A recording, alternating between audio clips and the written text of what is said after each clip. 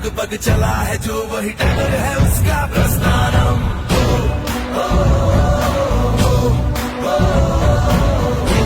नमस्कार, मैं हूं नईम वारसी। आप देख रहे हैं एक्सप्रेस न्यूज चैनल।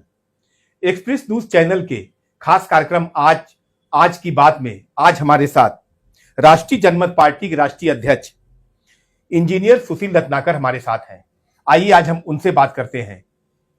सुशील रत्नाकर जी, आपका स्वागत है हमारे एक्सप्रेस न्यूज चैनल में। सबसे पहले हम आपसे ये जानना चाहेंगे, शिक्षा की अगर बात करते हैं तो शिक्षा के मामले में आपकी शिक्षा कहां से और कहां तक हुई है? पहले एक्सप्रेस न्यूज के सभी दर्शकों को नमस्कार। मैं इंजीनियर सुशील रत्नाकर, राष्ट्रीय जनमत पार्टी राष्ट्रीय अध्यक्ष, और हमने बीटेक की पढ़ाई किया लखनऊ जीबीटीयू से, जो कि सॉफ्टवेयर इंजीनियर आईटी सेक्टर से मैंने सॉफ्टवेयर इंजीनियरिंग की पढ़ाई की है। आपने एक पार्टी बनाई है, आप उसके राष्ट्रीय अध्यक्ष हैं। क्या है आपकी पार्टी?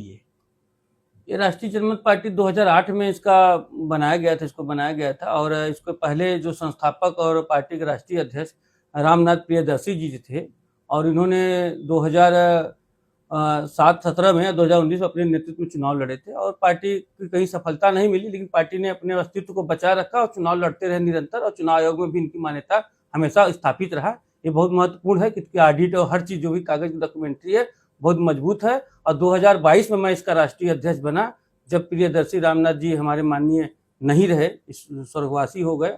उनके बाद उनके जितने भी कार्यकर्ताओं की सहमति से एक बैठक हुई। बैठक में हमें मनोनीत किया गया राष्ट्रीय अध्यक्ष 2022 में। 2022 के बाद आपकी पार्टी चुनाव में भी उतरी है। किस किस जगह आप चुनाव में उतरे हैं? कौन कौन से प्रत्याशी उतारे हैं? क्या सफलता मिली है?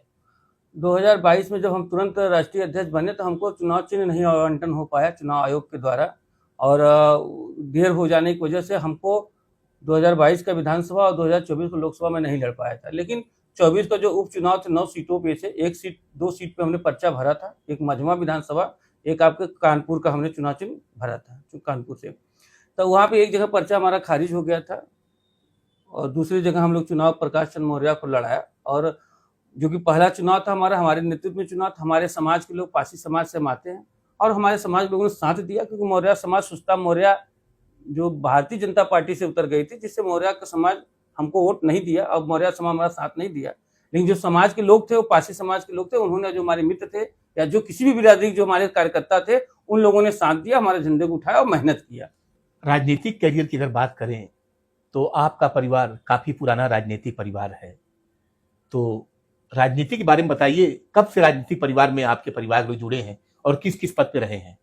देखिए, पहले 2000 हमको लगता है 1980 से हमारे पिताजी, जो कि धर्मवीर जी राष्ट्रीय अध्यक्ष थे, प्रदेश अध्यक्ष थे कांग्रेस के, और बड़े गद्दावर पासी समाज के अच्छे नेता माने जाते थे। उन्हीं के नेतृत्व में हमारे पिताजी को मुलाकात हुई। उन्होंने, पिताजी ने कहा जाओ टिकट लो। पिताजी को टिकट दिया उन्होंने, रावतगंज से सुरक्षित सीट, जो कि यहाँ से लगभग 100 किलोमीटर 80 किलोमीटर दूर है रावतगंज। उन्होंने कहा बाबूजी इतना दूर हम चुनाव नहीं जीत पाएंगे। उन्होंने कहा जाओ, आप हमारी बिरादरी को जाओ, चुनाव लड़ो और इंदिरा की लहर है और चुनाव जीत जाओगे, और हमसे जो भी मदद होगा, हम पार्टी झंडा बैनर जो भी आवश्यकता होगी, गाड़ी मोटर हम लोग लगाएंगे। धर्मवीर जी को मैं, माननीय धर्मवीर जी का बहुत शुक्रिया अदा करता हूँ, उनका ऋणी है हमारा परिवार। उन्होंने टिकट दिया। ऐसे 35 पासी समाज के लोगों को टिकट दिया था, जिसमें से 3500 चुनाव जीते थे। और धर्मवीर जी हमको लगता है कि मुख्यमंत्री की रेस में थे, लेकिन कहीं ना कहीं कुछ लोगों के द्वारा षड्यंत्र करके उनको श्रम मंत्रालय और इंदिरा गांधी के साथ कैबिनेट में भेज दिया। वीपी सिंह मुख्यमंत्री बने। अब पिताजी विधायक 10 साल रहे। उसके बाद हमारे पिताजी के बाद दादाजी प्रधान रहे 10 साल। फिर हमारी माता जी प्रधान रही समरा बसुकिया से 10-20 साल। उसके बाद 2005 से हमारी माता जी ब्लॉक प्रमुख रही पहाड़ी से, पहाड़ी ब्लॉक जो आता है हमारे मिर्जापुर में, वहाँ से ब्लॉक प्रमुख रहे। उसके बाद हमारे बड़े भाई सुनील रत्नाकर, जो कि 3 बार जिला पंचायत सदस्य रहे, और इसमें प्रभावती देवी को जिला पंचायत अध्यक्ष बनाने में बड़ा अच्छा योगदान दिया था उन्होंने, और बहुत महत्वपूर्ण भूमिका निभाया था। और इसी क्रम में उन्होंने 2010 में बसपा कोऑर्डिनेटर को हरा के ब्लॉक प्रमुखी का पद हासिल किया था, जो कि उसमें सपा की गवर्नमेंट नहीं थी। बसपा ने बहुत ज्यादा मुकदमा लगाते हुए हम लोगों ने तब पर भी चुनाव हम लोग जीतने का काम किया था। तो कहीं ना कहीं हमारा परिवार बहुत सुदृढ़ रहा, परिवार लड़ता रहा, और कहीं ना कहीं हम लोग मजबूती रहे समाज सेवा में। जहाँ के हमारे पिताजी की जो हत्या हुई थी, वो समाज के लिए ही, हित के लिए, कभी उनका कोई क्रिमिनल रिकॉर्ड नहीं था, बड़े स्वच्छ छवि के थे, लेकिन समाज के लिए चाहते, उनके पास बहुत सारा मौका था। लखनऊ जाके बस सकते थे 80 में, और वहाँ लखनऊ की राजनीति करते, लेकिन वो समाज के बीच में रहना पसंद करते थे और समाज के दुख तकलीफ में लगे रहते थे।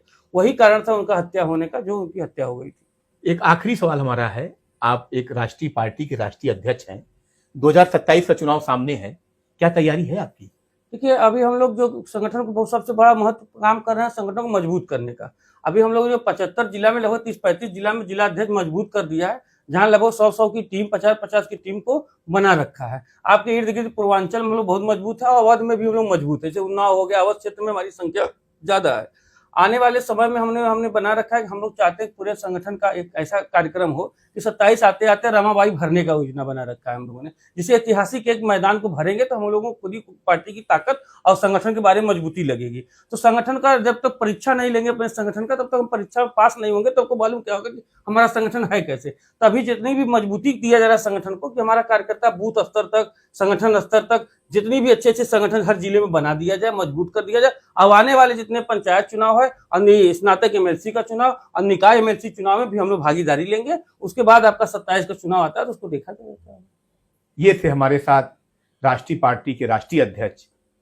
आज हमारी इनसे बात हुई है। अगले कार्यक्रम में हम फिर आपसे मुलाकात करेंगे एक नए शख्स के साथ।